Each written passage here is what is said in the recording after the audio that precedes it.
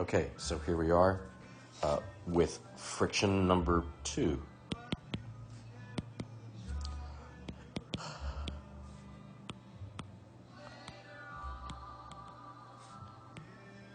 Okay, so let's do this. We have a car or a truck, something like that. Okay. And it's got like a flatbed in the back, okay? And there's a box sitting on this flatbed. And of course, they did not tie it down.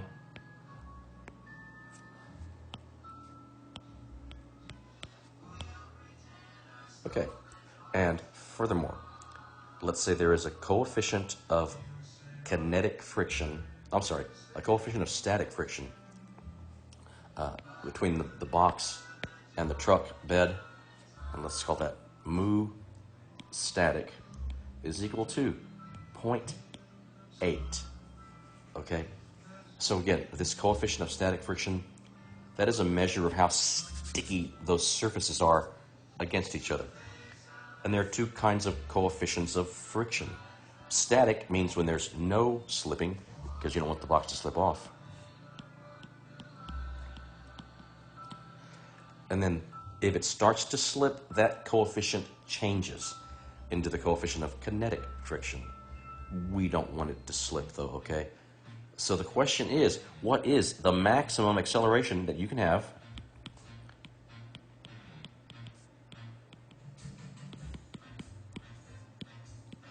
so that the box does not slip off the back of the truck, okay?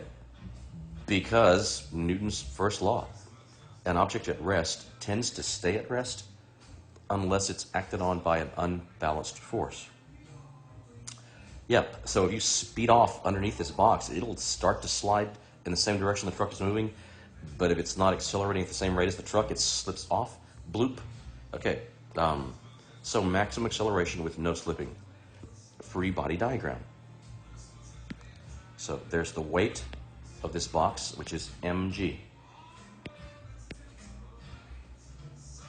And there's the force of the truck bed acting up on the box. That's the normal force.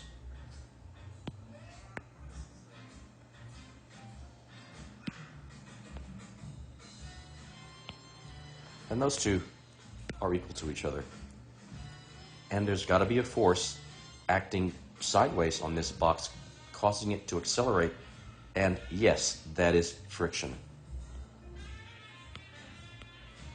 There's nothing acting on the box pulling it towards the left.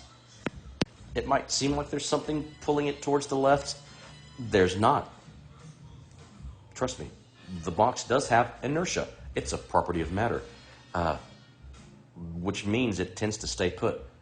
But if you start accelerating towards the right in the truck, there's nothing acting towards the left on this box.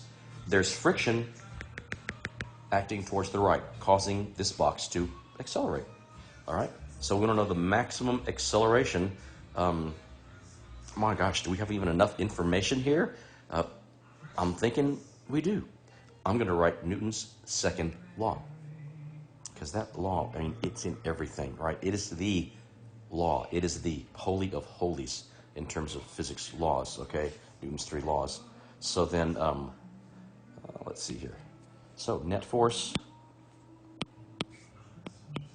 is ma. We're going to call towards the right positive. So then the net force on it is friction.